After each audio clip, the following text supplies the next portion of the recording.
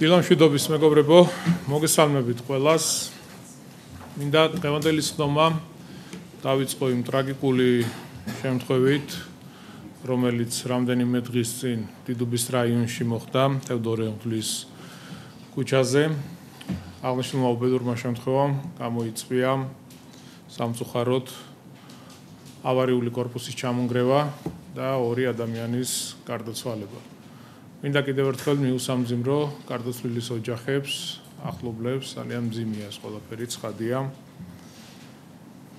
მე მინდა შევეხო ზოგადად ავარიული შენობა ნაგებობების თემას.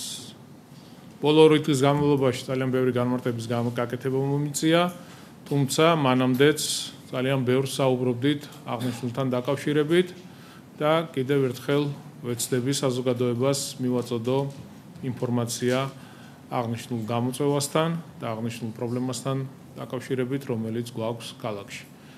ერთ-ერთი სერიოზული გამოწვევა ავარიული შენობა ნაგებობები დედაქალაქში. პირდაპირ შეიძლება ითქვას, რომ თბილისში არსებული შენობა ნაგებობების გარკვეული ნაწილი, რაც ჩვენ გვაქვს დათვლილი, დაახლოებით 10,000-მდე შენობა ნაგებობა არის ავარიული, რომელსაც სხვადასხვა კატეგორიების ავარიულობის ხარისხი აქვს მინიჭებული და რა თქმა უნდა საჭიროებს აღნიშნული საცხოვრებელი корпуსები დემონტაჟს, განახლებას, ახალი საცხოვრებელი корпуსების ჩანაცვლებას და 2021 წელს ჩვენი დაპირება, რომ დავდებდით კონკრეტულ პროგრამას, რითაც შევძლებდით წლების განმავლობაში მომხდარიყო ამ შენობების ჩანაცვლება, წარუდგინეთ საზოგადოებას. ცხადია, არავის არ აქვს იმის ილუზია, რომ რამდენიმე წელში შესაძლებელი იქნება ზოგადად ყველა ავარიული корпуსის ჩანაცვლება. შეუძლებელია, იმიტომ რომ ძალიან ბევრ საცხოვრებელ корпуსი არის საუბარი დედაქალაქში. ძალიან ბევრი ასეთი შენობა ნაგებობა. თქვენ იცით თუ რომელი წლიდან არის შენობები აშენებული, რომელსაც რა თქმა უნდა თავისი ვადა ჰქონდა მოხმარების და გვაქვს სერიოზული გამოწვევა ამ მიმართულებით. თუმცა მინდა შევეხო ერთ თემას, რომელიც საკმაოდ აქტუალურია და უდიდეს გამოწვევას წარმოადგენს მუნიციპალიტეტისთვის. როდესაც საუბარი მიმდინარეობს ჩანაცვლებაზე, ძალიან ხშირად უმეტეს შემთხვევებში ვაწყდებით პრობლემას, როდესაც ავარიულ საცხოვრებელ корпуსებში მცხოვრები მოსახლეობა ითხოვს იმაზე მეტ ფართს, სადაც დღეს ისინი ცხოვრობენ. ამის საშუალება მუნიციპალიტეტს არ აქვს და ჩვენ არ გვაქვს იმის უფლებამოსილება, რომ იმაზე მეტი ფართი შევთავაზოთ მოსახლეს, სადაც ისინი ცხოვრობენ. შეიძლება გააკეთოს ინვესტორმა, თუმცა მუნიციპალიტეტის შემთხვევაში, რა თქმა უნდა, ჩვენ ამის უფლება და შესაძლებლობა არ გაგვაჩნია. მე, რა თქმა უნდა, მესმის იმ ადამიანებისაც, რამდენიმე დღის წინ ვისაუბრე ამაზე და კიდევ ერთხელ ხაზი მინდა გაუსვა, ვინც თავს იკავებს, ბევრს ეშინია, იმიტომ რომ ჩვენ თუ გადავხედავთ ისტორიას, ძალიან ბევრი შემთხვევა იყო სამწუხაროდ, როდესაც მოხდა მოსახლეობის ვერ დაკმაყოფილება სამშენებლო კომპანიებმა, რომლებმაც აიღეს ვალდებულება წლების წინ, ვერ შეასრულეს და ვერ დააკმაყოფილეს ის შეთანხმება, რომელიც იყო მიღწეული მოსახლეობასთან. და უამრავი ასეთი შენობა ნაგებობა ჰქონდა დედაქალაქში, სადაც იყო დაუმთავრებელი მშენებლობები. ძალიან განერვიულებული, დაჩაგრული და გაუბედურებული მოსახლეობა, რომლებიც ათეული წლების განმავლობაში ელოდებოდა, როდის მიიღებდა საკუთარ საცხოვრებელ ფართს და აბსოლუტურად მესმის ამ ადამიანების, მაგრამ ამ კონკრეტულ შემთხვევებში საუბარია მუნიციპალიტეტის ჩართულობაზე. საუბარია იმაზე, რომ ჩვენ მუნიციპალიტეტის სახელმწიფო სტრუქტურა გიდგებათ თავდებში და გეხმარებათ იმაში, რომ საცხოვრებელი корпуსი აუცილებლად იქნება აშენებული. და ყველაზე მთავარი და მნიშვნელოვანი არის ის, რომ თქვენ მოსახლეობას, ვინც ასეთ ავარიულ корпуსებში ცხოვრობს, არ გექნებათ არაფერი გადასახადი. ქირით უზრუნველყოფას ახორციელებს მუნიციპალიტეტი, სამშენებლო სამუშაოები სანამ დასრულდება იქნებით უზრუნველყოფილნი და შემდეგ უკვე დაახლოებით წელწადნახევარი მაქსიმუმ 2 წელი ჭირდება მთლიანად სამშენებლო სამუშაოების დასრულებას გადმოგეცემათ ახალ აშენებულ საცხოვრებელ კორპუსებში იმ ფართის ბინები, რომელშიც თქვენ ცხოვრობდით, უბრალოდ იქნება მთლიანად გარემონტებული და ყველანაირად მოწესრიგებული. მე ვფიქრობ, ეს არის ძალიან დიდი შანსი, ძალიან დიდი შესაძლებლობა იმისა, რომ გამოვიყენოთ აღნიშნული პროგრამა და რაც შეიძლება მეტი ადამიანი იყოს ჩართული აღნიშნულ პროგრამაში. ბოლო დღეების განმავლობაში ძალიან ბევრი ცრუ ინფორმაცია გავრცელდა იმასთან დაკავშირებით, რომ თითქოს შესაძლებელია 100%-ის თანხმობის გარეშე მოსახლეობის გამოყვანა საცხოვრებელი კორპუსებიდან, ეს არის 100%-იანი ტყუილი, სრული პასუხისმგებლობით ვამბობ ამას, კანონის მიხედვით, კიდევ ერთხელ ვაკეთებ განმარტებას, არავინ მესაკუთრის გარდა არ არის უფლებამოსილი მართოს, განკარგოს ან რაიმე ზემოქმედება მოახდინოს მის საკუთარ ქონებაზე, ამის უფლებამოსილება მხოლოდ და მხოლოდ აქვს მესაკუთრის და ეს მის ნებაზეა დამოკიდებული. ეს ყველაფერი არის კანონით განსაზღვრული, მეგობრებო. გუშინ აფრიალებდნენ დოკუმენტს და ცდილობა იყო იმისა, რომ საზოგადოებამ შეეყვანათ შეცდომაში, რომ თითქოს 100%-იანი თანხმობები არ არის საჭირო ასეთ დროს და შესაძლებელია მოსახლეობის ისე გამოყვანა. კიდევ ერთხელ სრული პასუხისმგებლობით ვაცხადებ, რომ არანაირი საკანონმდებლო ცვლილება არ განხორციელებულა და რა თქმა უნდა, ასეთ შემთხვევებში საჭიროა მოსახლეობის 100%-იანი თანხმობა. რაც შეეხება საკრებულოს იმ დადგენილებას, რაზეც წარმატებით საუბრობდნენ და მოჰყავდათ არგუმენტად, გუშინ მეც გავაკეთე განმარტება, თუმცა კიდევ ერთხელ მინდა საზოგადოებას აუხსნა, რომ ეს ეხება მხოლოდ და მხოლოდ ისეთ შემთხვევებს, როდესაც ტერიტორია გეოლოგიურად საშიშია, წარმოადგენს პრობლემას და ურბანულად არასწორია იქ რაიმე სახის სამუშაოს წარმოება. ასეთ შემთხვევაში ჩვენ 100%-იანი თანხმობის გარეშე, აქ არ არის საჭირო ყველა მოსახლის თანხმობა, 100%-იანი თანხმობის გარეშე გვაქვს მხოლოდ და მხოლოდ იმის უფლება, რომ დავიწყოთ პროცესი. მაგალითად, პროექტის მომზადება და არა ხალხის გამოყვანა ასეთი შენობებიდან.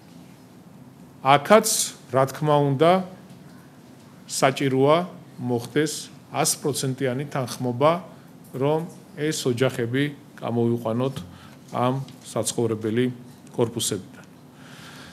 ასე რომ კიდევ ერთხელ მინდა მივმართო ყველა იმ ოჯახს, ყველა იმ ადამიანს, ვინც ასეთ ავარიულ კორპუსებში ცხოვრობს, რომ გამოიყენეთ, მეგობრებო, აღნიშნული პროგრამა, რომელიც წარმოდგენილია მუნიციპალიტეტის მხრიდან, ჩვენ ასევე ისტორიულ უბნებში, ისტორიულ ზონებში გვაქვს წარმოდგენილი პროგრამა, სადაც ინვესტორების ჩართულობით იქ მცხოვრებ ადამიანებს ვაძლევთ იმის საშუალებას, რომ მოხდეს იმ ავარიული საცხოვრებელი ფართების მოწესრიგება, განახლება, რეაბილიტაცია, სადაც ისინი ცხოვრობენ და კულტურული მემკვიდრეობის ძეგლის სტატუსის მქონე შენობა ნაგებობები ჩვენთვის ძვირფასია, მნიშვნელოვანია.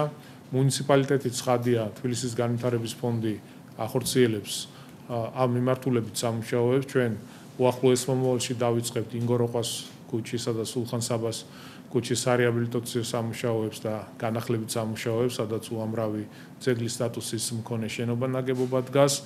გარდა ამისა, გვაქვს ჩანაცვლების პროგრამა, რომელიც გამოიყენეთ, ისარგებლეთ ამ პროგრამით, ჩვენ არაფერს ცუდს არ გთავაზობთ, ნუ გეშინიათ, ყველანაირად გვერდით გიდგევართ, მუნიციპალიტეტის სახელმწიფო სტრუქტურები არის თქვენს უკან და ყველანაირ პასუხისმგებლობას იღებს, რომ ეს სამშენებლო სამუშაოები დასრულებული იქნება, ბოლომდე იქნება მიყვანილი და თქვენ მოგეცემათ შესაძლებლობა უსაფრთხო პირობებში გააგრძელოთ ცხოვრება.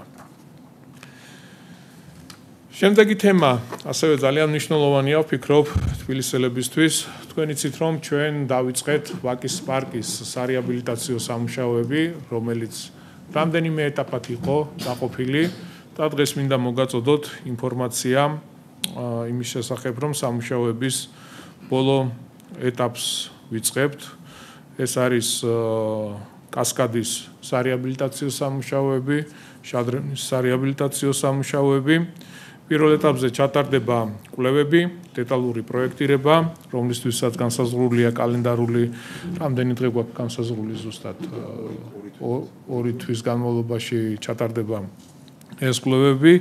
პარალელურად განხორციელდება მოსამზადებელი და სადემონტაჟო სამუშაოები. პროექტირების სამუშაოები მოიცავს არსებული შადრევნებისა და კასკადის მდგომარეობის დეტალურ ანალიზს, დეტალურ შესწავლას და საინჟინრო გეოლოგიურ კვლევებს. გარდა ამისა, პროექტში გაწერილი იქნება ობიექტის ექსპლუატაციის ინსტრუქციები და შესაბამისი რეკომენდაციები. სამუშაოების პარკლებში არსებული შადრევნები და კასკადი აღდგება ცხადია პირვანდელი ვიზუალით. დარჩება იგივე მასალა, დამონტაჟდება ენერგოეფექტური განათების სისტემა, სრულად განახდება სადრენაჟე, წყალმომარაგებისა და ელექტროსისტემები, ჩატარდება აუზებისა და კასკადის ჰიდროიზოლაცია, დამონტაჟდება შესაბამისი სპეციფიკაციის ტუმბოები, სამუშაოები დასრულდება 2027 წლის გაზაფხულზე. ტენდერში მონაწილე კომპანიის აუცილებელი პირობა არის, რომ შემსრულებელ კომპანიას ან მასში დასაქმებულ თანამშრომელს უნდა გქონდეს 2020 წლის 1 იანვრიდან ევროკავშირის წევრი ქვეყნების ტერიტორიაზე შესაბამის სტანდარტის შადრევნების მოწყობა, რეაბილიტაციისა და პროექტირებაში მონაწილეობის გამოცდილება. ვფიქრობ, იმ უბედურებიდან, ტრაგედიიდან, რაც მივიღეთ, ძალიან მნიშვნელოვანია ევროპელი სპეციალისტების ჩართულობა აღნიშნულ პროექტში. სამუშაოებს რაც შეეხება, როგორც გითხარით, 2027 წლის გაზაფხულზე იქნება დასრულებული. და ამით ვაკის პარკის სარეაბილიტაციო სამუშაოები თავდება. რადგან საუბრობთ პარკებზე, რეკრეაციებზე, კლდანის რაიონის გამგეობა რეკრეაციული სივრცეების მოწყობას განაგრძობს. რაიონს კიდევ ერთი კეთილმოწყობილი დასასვენებელი სივრცე შეემატება. შესაბამისი სამუშაოები კლდანის პირველი მიკრორაიონის ნომერ 1 პირველ-ა საცხოვრებელი კორპუსის მიმდებარედ დაიწყო. ტერიტორიაზე მოეწყობა ბავშვთა გასართობის ზონა, დამონტაჟდება გარეგანათებისა და სარწყავის სისტემები, განხორციელდება გამწვანების შესაბამისი სამუშაოები, ახალი ხელმცენარეები დაირგვება. ცხადია ბალახი, განთავსდება სკვერისთვის საჭირო ყველა შესაბამისი ინფრასტრუქტურა, დაახლოებით 300,000 ლარი იხარჯება აღნიშნული პროექტის განხორციელებისათვის, რომელსაც გდანის რაიონის გამგეობა აკეთებს. რეკრეაციული სივრცეები უკვე მოეწყო და რეაბილიტირდა ვაკის რაიონში, ვაჟა-ფშაველას მეხუთე კვარტლის პირველ-მეორე კორპუსების მიმდებარედაც დაახლოებით 9 ჰექტარ ტერიტორიაზე არის საუბარი. სამუშაოების პარკლებში ტერიტორიაზე მოეწყო საბავშვო გასართობი მოედანი, მოსასვენებელი პავილიონი, ფიტნეს ზონა, სკვერებში განთავსდა შესაბამისი საპარკო ავეჯი, მოეწყო განათებისა და სარწყავი ქსელები, სრულად განახლდა სპორტული მოედანი, მოწესრიგდა კორპუსების მიმდებარედ არსებული ფერდობები. პროექტის დათმის ეტაპზე სივრცეები გამწვანდა, დაირგო ხელმცენარეები, ტერიტორიაზე განხორციელდა ხეების სვლა ფორმირება, შესაბამისი სამუშაოები და ძალიან ლამაზი სივრცე გამოვიდა. ჩვენ რა თქმა უნდა გავაგრძელებთ ამ ტიპის პროექტების განხორციელებას, იმიტომ რომ გასაგებია საქალაქო მნიშვნელობის პარკები, რეკრეაციული სივრცეები, თუმცა ყველა რაიონში გვაქვს იმის საშუალება, რომ უბნების დონეზე ჩავიდეთ და გავაკეთოთ მწვანე სივრცეები, სადაც პირველ რიგში იქვე მცხოვრები მოსახლეობა შეძლებს დასვენებას, გამტვირთვას, ვარჯიშს და ასე შემდეგ ეკნებათ შესაბამისი სივრცეები ამისთვის, რომელიც იქნება ყველანაირად კეთილმოწყობილი. ეს იყო რის თქმაც მინდოდა, მეგობრებო, ახლა შეგვიძლია გადავიდეთ უკვე